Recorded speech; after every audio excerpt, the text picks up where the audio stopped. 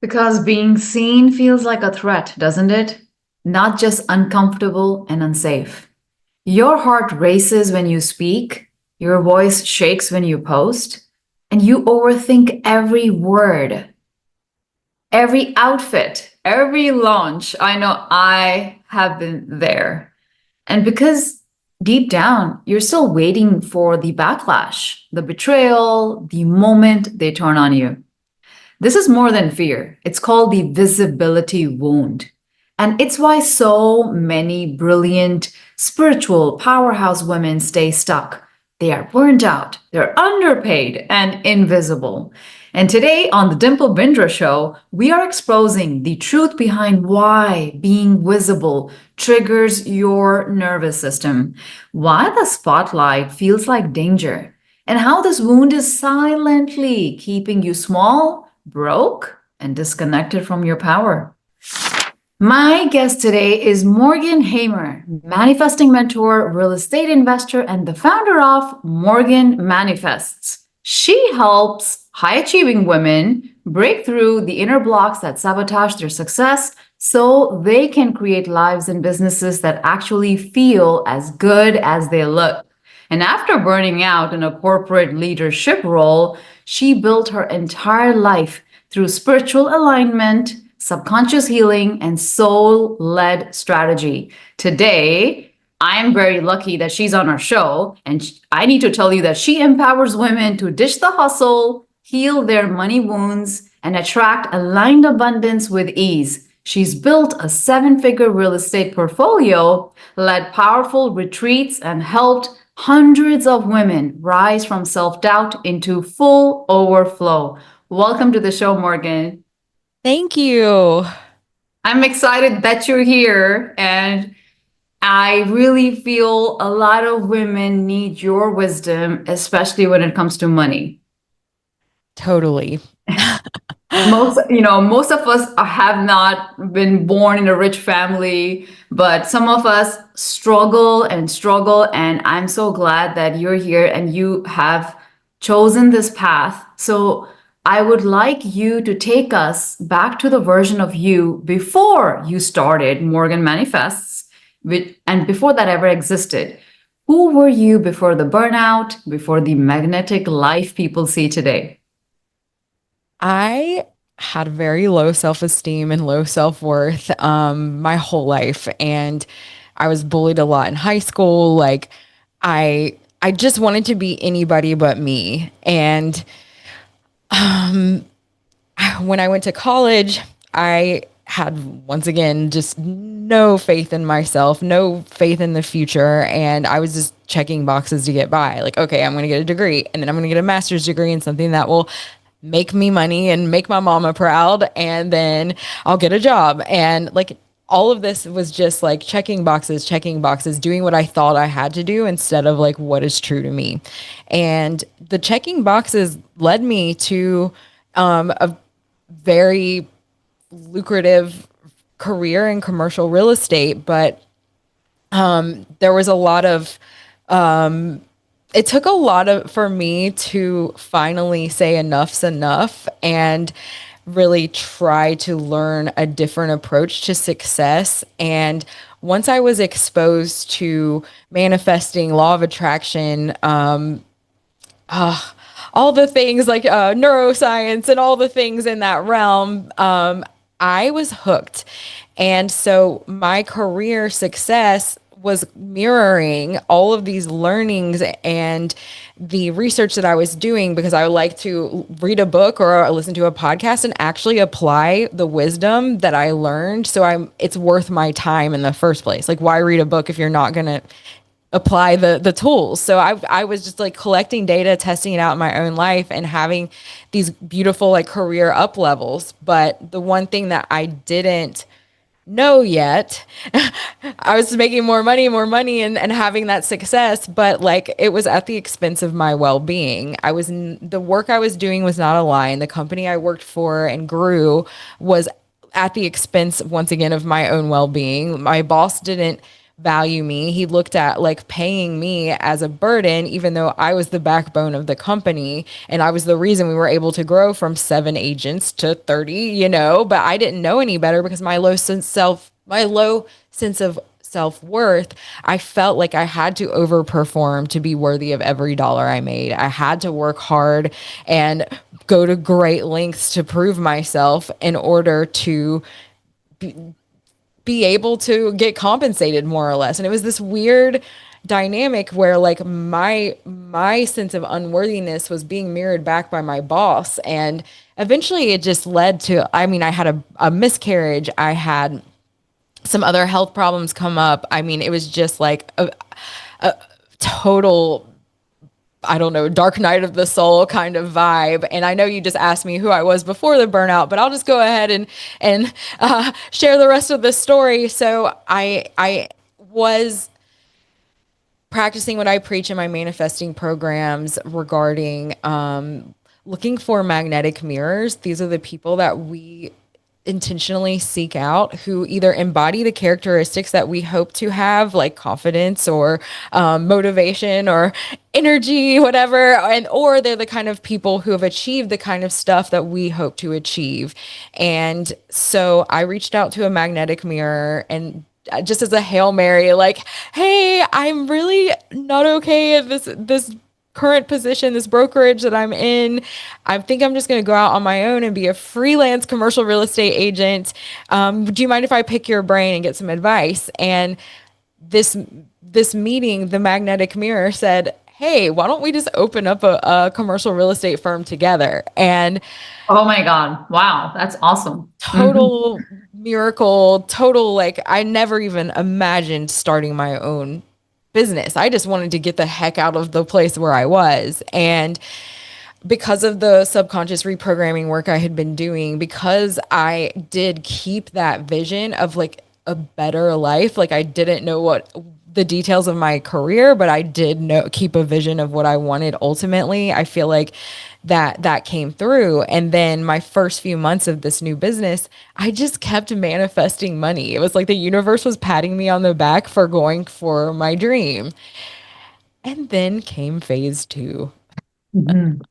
Phase two of self-employment. I started, after about 6 months in, I started getting hit with unexpected expenses, one after the other. And after about a year, I think it added up to like 60 grand worth of unexpected expenses in my first year of self-employment, which was like bringing up all the money stuff. And I mean, just being self-employed in general is a big adjustment, but then throw on like all of these extra things and it was just like, oh my gosh, I'm caving, like I can't believe it. And then came the people dying just left and right, loved ones, best friends, moms growing up, like all kinds of different people, friends from high school. I ended up losing over 20 people in a 2.5 year period while I'm going through the money stuff, while I'm starting a new business, while I'm trying to also start to cut my teeth in Morgan Manifests. And from that experience, that was where the real money breakthroughs came because I had to decide, am I going to keep working? Am I going to like keep hustling to make money for that sense of security? Or am I going to take some days off to go be with my dying grandparents who are my favorite people in the world and or go be on the bedside of my best friend's mom as she has her last moments on earth? And I just kept doing the thing. I kept showing up for my people. I got to meet a version of Morgan who I still can't believe is here, who's in me, I've never been a caretaker. I've never been in medical settings, but all of a sudden now I'm like this is a very familiar place and it's my pleasure to be there for these people. So from that experience, I learned that like I do not believe death is the end. I do know that I have a like amazing tribe of angels on the other side here advocating for me. I get little signs and synchronicities all the time. And from that awareness, like really anything is possible. Like, and I just don't sweat the small stuff anymore. And I know like in that time, I mean, my nervous system was like shut down. Like I couldn't work if I wanted to because there was just so much grief and so many big decisions to make. And I was okay. Like opportunities kept coming through. I manifested my first major speaking engagement. I made, like the blessings were still coming. And from that experience, that's what kind of jump started me really wanting to go all in on Morgan Manifest, because I want to help show all the amazing soul-led women, especially soul-led women in business, be able to get through life when life is lifing and still be able to manifest and not make money the end all be all of their wellness, their happiness, their ability to thrive. Cool. Wow. We've been through this crazy ride. Oh my goodness. I would like to know, and even the listeners, I would love I would love you to say this, that was there like a breaking point for you, or like a breaking point moment? I know you mentioned miscarriage. I know you mentioned people dying in your surroundings, but what was the actual breaking point moment? Something that cracked you open and made you realize I can't live like this anymore. Like that's it. What was that moment?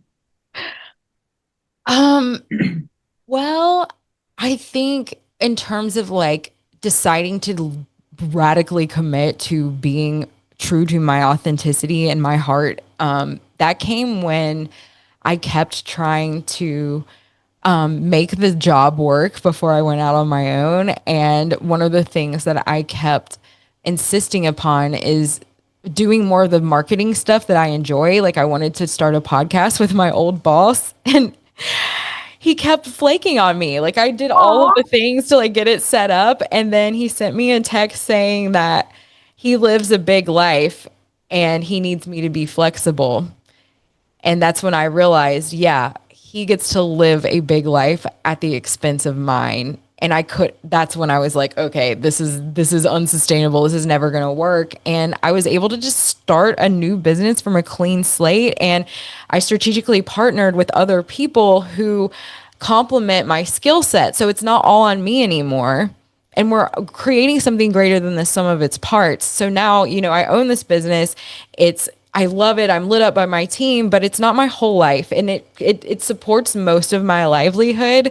And I only work 2 to 4 hours a week in it, and that's because I learned all the things that my old boss did wrong and get to apply it here. But also, like, I'm not gonna own a company or a business unless I enjoy what I'm doing in that business. And I think that's another thing that happens with women, especially like the so-called solopreneurs, is we think we've got to do it all on our own, and that ends up setting us back so far. And I know a lot of people, like, they're like, oh, I have this gift. Like you said that you do intuitive therapy. Is that it? Yeah, yes. you have that gift, and you want to go and share this with the world. And oftentimes, like, there's nothing wrong with that. But what if instead of just going ahead and being like, I'm going to do this all by myself, you started a business with that bigger picture mentality of like, collaborate, don't compete. Like, how can we create something greater than the sum of its parts? From that awareness, I was able to create a business that lights me up, and then have the bandwidth to be able to create more businesses that also light me up. Does that make sense? Absolutely. I totally agree, because you basically went to that part of you that was so frustrated, especially with your boss, or frustrated with life, and then you're like, that's it. Like, I need to change this. So you realized it. And sometimes in life, I think we have to have these toxic bosses. We have to have these partners who don't see our light, because the universe needs to make us feel uncomfortable first. And then we realize, oh, okay, we are uncomfortable. Why are we so uncomfortable? Oh, because there is something comfortable coming up for me if I go in that direction. And so for you, probably you figured it out, and that's amazing. But I would love for you to share, how did you even think, or how was it, like a feeling that you felt like, all right, I don't, this is it. I need to really go in this direction. Was it like someone that guided you? You mentioned the person whom you met with, like your partner, the commercial real estate person. That Yes. was one light that came into your life, and showed you, and then you're like, yeah, it feels good. So what was your calling? Was it always to be in real estate? Was it to make money? Was it to help women make more money? Like, what was your actual calling that you felt at that time? I feel like I I never really like gave myself the space to have a calling, if that makes sense. Like Mm. I didn't I didn't have like the sense of worthiness to be able to daydream that much, throughout Mhm. most of my life. And um but I always had this sense that like I was meant for something more. And and I've always had some kind of relationship with God, a higher power. And so that's what kept me going, even when I was like a shell of a human being. But then I think the more that I was able to do some healing and especially realize that like on the other side of our fears, like if we go through that like thing that we're afraid of, on the other side of that is where the beauty, the growth, the like up levels come. Having that experience, that's kind of was my entry point into manifesting and building my trust in myself and God and the universe and so on and so forth, is like, okay, this approach to success does not work. Obviously, I need to kind of back up and maybe do the opposite of what I've been doing all along and walk through the fire of my fears. And from that learning, then I was activated to discover, okay, this is something that works for me. This lights me up. I want to share this with the world. Like, this is what I want to help women who are similar, ambitious, driven, soul-led women not have to fall on their butts as hard as I have in order to have success. And Mhm. I don't think that we always have to like hit a rock bottom or go through a dark night of the soul or whatever in order to be willing to do things differently. But I think that we have to be informed enough and have a few experiences where we realize like actually we're like divinely held when we pursue our purpose, and anything is possible, like, but you can't know that until you've gone through that experience enough. So I feel like that's like kind of getting in the offense instead of the defense. Like when we're operating in defense, we're like kind of like waiting for the next shoe to drop or like trying to do the next right thing and like force and hustle and like whatever to get our goals and dreams. Whereas if we're on the offense, we don't have to have our whole world fall apart in order to be willing to do things differently. But I think you have to realize and like recognize from your own past experiences when you have had success going through the fire of a fear, coming out on the other side okay and leveling up. Does that make sense? Like being able to reference Yeah. your past experiences to know, like, okay, this is okay. Like I got through this. Okay, instead of having to have my boyfriend, I don't know, cheat on me or something, like that's like the worst case scenario. Maybe you'll realize when you have that nudge, that inner voice saying, my boyfriend isn't a good fit or my boss isn't a good fit. You're able to go ahead and act on that, even though you're scared. Maybe you're scared you're not going to make money, or you're scared you're going to be single forever. Like you go through that fire of that fear. On the other side is always something greater and better than anything you could ever imagine.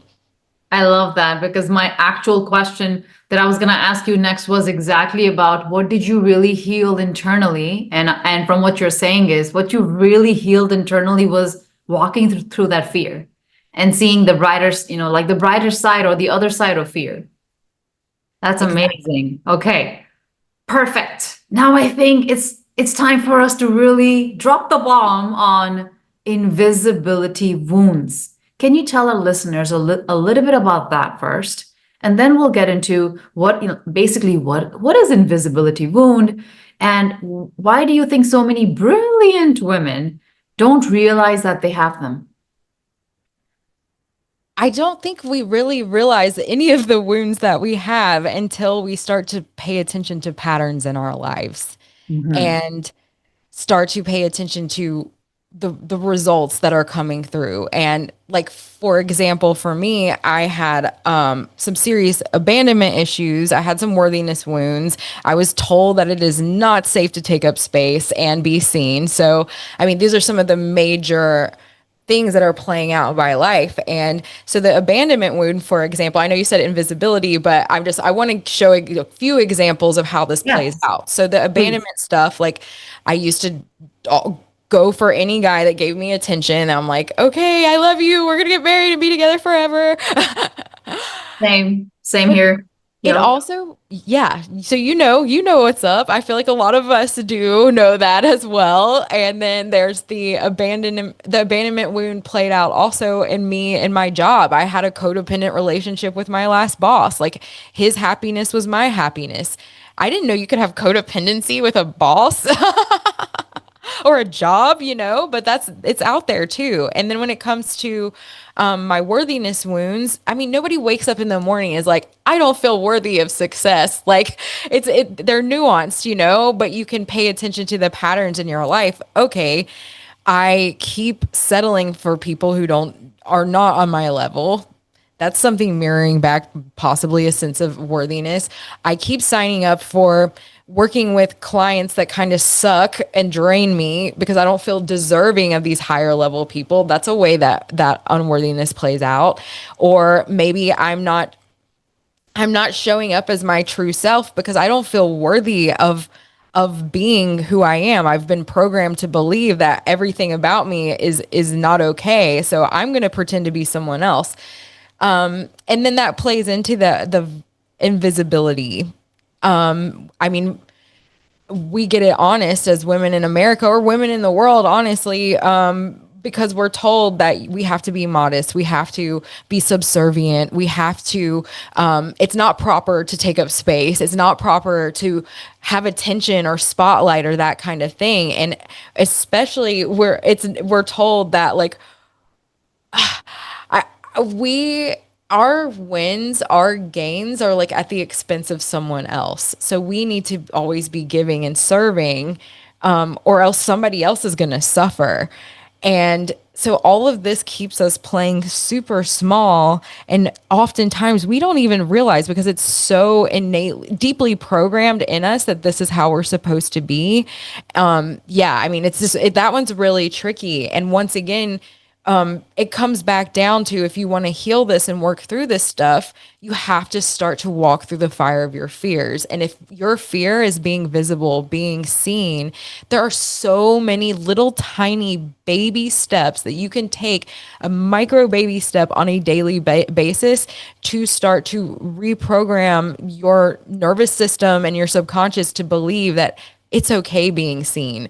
And that's something that I've had to work through my entire life. Like I was told that I was an attention whore as a kid. I was told that like I don't know, my mom used the word ham. I don't even, do you know that word for like being whatever, needing in the spotlight? Well, anyway, so Mhm. I I went from this vibrant, like I would choreograph dances for the neighborhood with all the kids and like have the neighbors, the old people come watch, that kind of thing. Like that's who I am at my core. And as I got older, I had to shrink and stop showing up. And it got to the point where like I never posted on social media because I felt like unworthy of being seen. I didn't send my emails like I should. I didn't reach out to people. I didn't show up authentically in networking, all of this stuff because of that programming playing out. And eventually I'm like, this is not sustainable. Like I am so disconnected from my truth.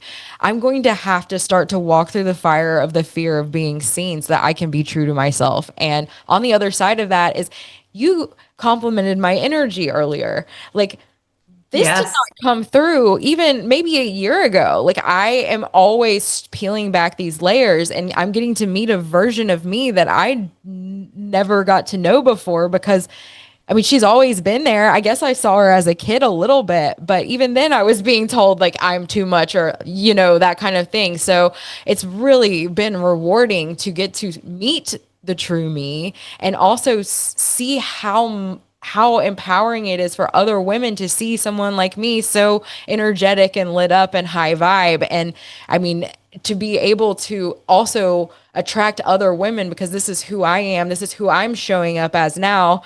I'm able to manifest other queens into my life, even meeting you. Oh, thank you. Oh, yeah. I just want to tell the listeners, when she walked in, I'm like, Damn, you're beautiful. I love your energy. You have this energy of a very powerful person. That's exactly the first three lines that I told her, and I'm like, I want to take a picture so I can post it in the story. So yes, that's who you are, Morgan, and I'm so fortunate that I am even doing this interview with you because you coming from that background with abandonment issues, with issues from being not being seen, and you're dimming your light and now you're shining and you're stepping into that power. It's a whole different ball game. And for me too, Totally. it's the same story: abandonment issues, abuse, not knowing who I was. And I feel we women have these visibility wounds because of childhood trauma, betrayal, and patriarchy. It's just we are conditioned to believe we are not good enough. That's Hmm. not true. So, okay, for the woman who's listening right now, who's always playing small, and you mentioned that was a pattern in your life, always second guessing herself. That was one of my patterns in my life. What are the signs that she's carrying an unhealed visibility wound? We'll move from that to the steps that you can give our audience on how they can come out of it. Like, what did you do? So, we'll talk about how do they play small? Because sometimes women don't even know they're playing small. And then Oh my how God. can they come out of it and step into what you call it, walk into the fire of fear? No, fear of Yes. fire. Yes. Your Okay, fire, fire of walk through fear. the fire of your fears. I Yes. love that. Yeah. So the question is, tell us about if a woman has a visibility wound at the moment, how is she really playing small at the moment? So then she can Okay. recognize, oh, you know what? This is my visibility wound. Wow, there's so many ways that that's manifest, especially with women in business. I mean, it really comes down to as simple as posting on social media, sending your email blasts, asking for support in your business, not putting yourself out there in networking events, not just introducing yourself to people. Or a lot of times women will have this whole business plan. They'll make a website and they'll have a branding and they'll have this whole formula for what they want to do. And then they never like really put it out there. And I think once again, that goes to that visibility and the worthiness simultaneously. It's like we get held back by this perfectionism and we're not going to be visible and seen unless it's perfect. But the thing is, you cannot perfect a business unless you actually start doing the services or selling the products or whatever. Like, you're never going to get the feedback that you need to really make it a solid business. And that visibility, like, you have to take up space. You have to own your awesomeness in order to make people want to work with you. People do not buy whatever it is that you're selling. I have learned this in multiple industries. Like, they are signing up to work with you, and you have to be visible in order to attract the kind of people you want to work with. I love that. I'm writing this down, literally. Like, you have to show up to these meetings, you have to talk to people, you got to take space. So I love that. So, okay, now if you can guide us with what can women do, or what did you do to be this person today? What steps did you take, or how can you guide us on how to now be more seen and be more visible in the world, even if they're not business women, even if they're just housewives or they're at home? Like, what are these little steps that they can take? So, one of the things that really helped me get through that transition of soul crushing career to best life Barbie boss babe, I love that. I think, was getting really clear on my core values, my truth, the things that really light me up in life, and then radically committing on a daily basis to saying yes to what is aligned and no to what is not.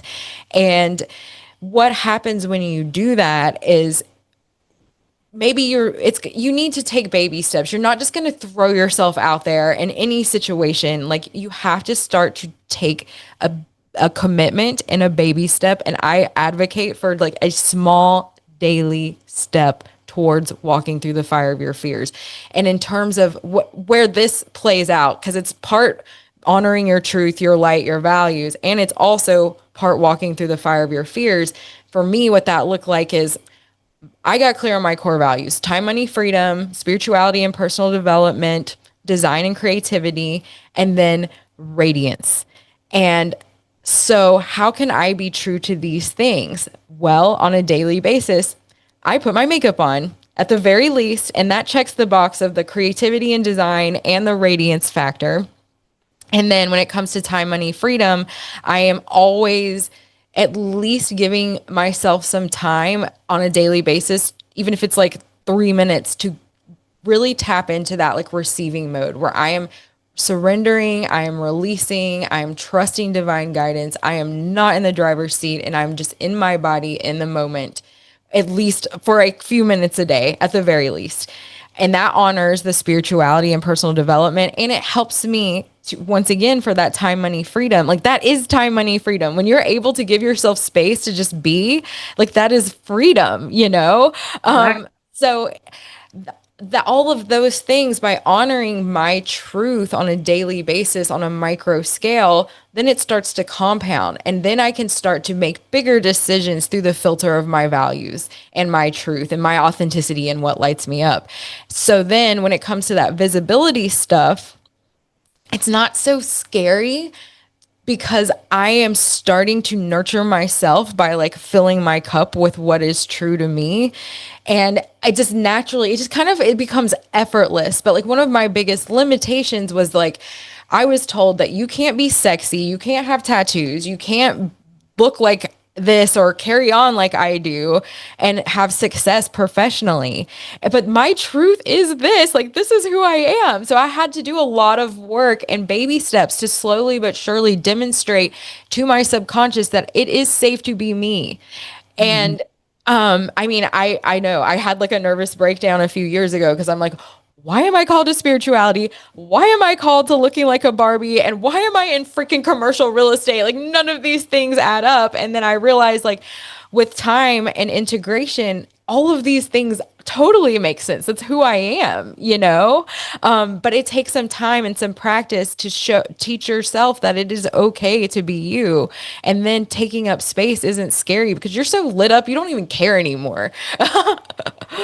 Exactly. You're so lit up, you don't even give a fuck about the world on what the world is thinking, which is so cool. I love that. So basically, filter through your core values, so have your core values and then operate your life from there. You also mentioned honoring your truth. I'm just saying step by step. And Mhm. then be in receiving mode and take little tiny steps every single day that you can shine through those core values. And then one day, hopefully, that will help you to become visible.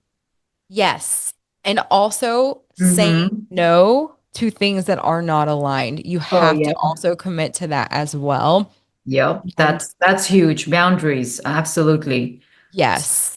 Can we talk about now that this woman is listening and she's thinking, okay, I can do this, I can do this. It's tough, but let's talk about money.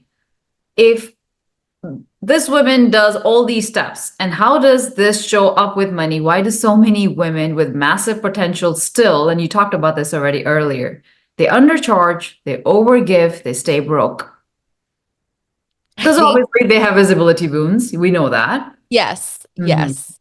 I think that it just comes down to like you have to experience enough pain to be willing to do something differently and or be willing to at least acknowledge that hey, maybe there's something inside of me that is responsible for the results that I'm getting in my life. And so what was your exact question? So my question is, for women who still feel that they're struggling with money, what can they do? And we've already talked about their visibility wounds. So what can they do, or what have you done in your past? If you can share a story about, hey, here I was struggling, and now all of a sudden I made these shifts, and then money started pouring in, and I kept that money. It's not that money poured in and then I lost it all. Yeah, I mean, I think Really, once again, it does come back to feeling safety in not doing, like learning that my sense of worthiness and value in this world is not contingent upon how much money I make. My sense of security isn't dependent on money. Money can come and go. Our whole government can collapse. Like, like nothing is certain. So, learning that like a sense of security is like a false sense of security. I don't know. Like it's, and really learning that when I slow down, when I actually listen to my intuition instead of trying to be in my head, in my ego, forcing, hustling, trying to make things work from the logical path, that's when the breakthroughs come through. That's where the big wins come. So I've learned that like if I'm starting to feel scarcity come up, this isn't a time to work harder and like grind and hustle and all this stuff. This is a time to slow the F down and really listen to what is coming through. And sometimes it's going to be something like an old wound is what's in the way of me making money. And then it's an opportunity because I've slowed down to then learn from it and start to work through it. So then while I'm doing that, some other little miracles will start to happen to demonstrate that like I'm on the right path. This is the next right thing. And that is like, seeing synchronicities. Sometimes I'll have like very vivid dreams that come true that show guidance to me. Like, I mean, spirit speaks to us in so many different ways. And I think back to the point of walking through the fire of your fears, I think that when oftentimes like the opposite to our default approach is the solution. So, and that goes back to the visibility wounds. Like if your default approach has been to shrink and play small, then the solution is to start to do things that are the opposite. And some really micro baby steps that you could start to take to start to show up fully and more authentically. Something that I like to tell people to do is just call some old friends, like not somebody that you talk to every day, but like or family members or whoever, somebody who but you're going to be just a little uncomfortable like putting yourself out there to talk to them out of the blue or pick up the phone. I know a lot of people, they won't even bother calling. They just want to hide behind like business building by making social media posts because they're not really putting themselves out there and being vulnerable to be turned down. So a way to bridge that gap is to start taking baby steps to be vulnerable and possibly be rejected to demonstrate once again that it's okay. Like you're not going to die if you have visibility and take up space. Love that. That is beautiful. I have two more questions for you, Morgan. So we're almost with time. Who are you becoming now? Tell us about what's your next steps in your life? What are you excited about? Because I know healing is not like a finish line, it's like an identity shift. So, who are you becoming? What are you excited to create? I am so lit up about community. I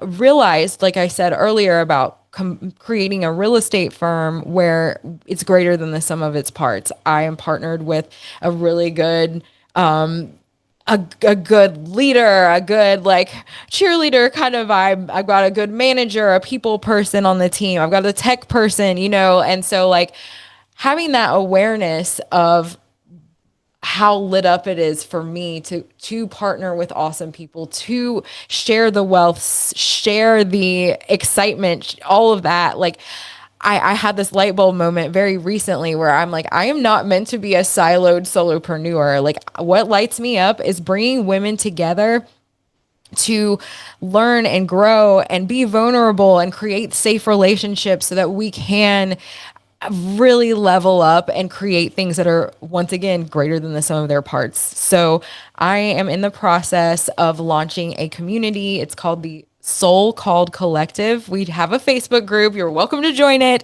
but it is specifically for women who have a soul level calling that has led them to the business they're in, who are tired of being on the island, who are ready for a holistic approach to success because we are not just therapists. We're not just healers. We're not just, I mean, there are people who are soul-led business owners who own a pest control company. It doesn't matter what you do. It's just, if your heart is called to do something, I believe it's tied to your purpose. And I want to make sure that I create a community where women have all the resources that they need to fulfill their purpose in this world. So yeah, that's what lights me up right now. That's beautiful. And what would you tell your younger self if she was sitting right now in front of you, maybe the 5-year-old Morgan, and if she's like terrified of being judged or terrified of taking up space, what would be some words that you would like to tell her today?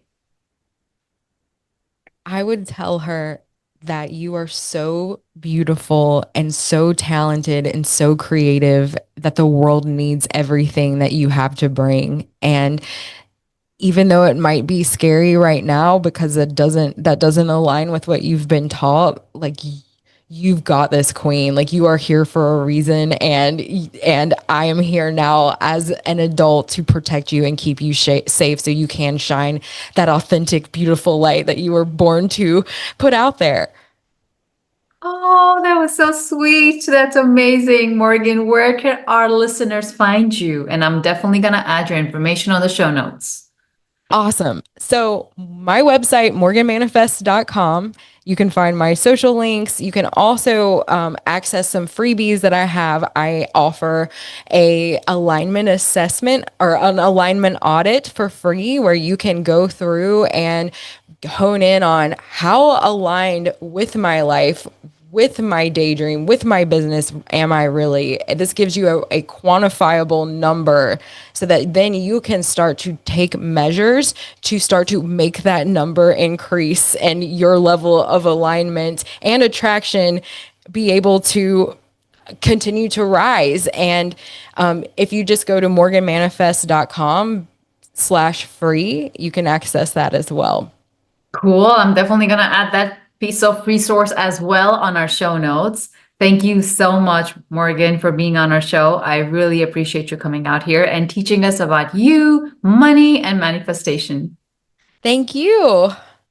And for all of our listeners, always remember metamorphosis, not medication, and namaste.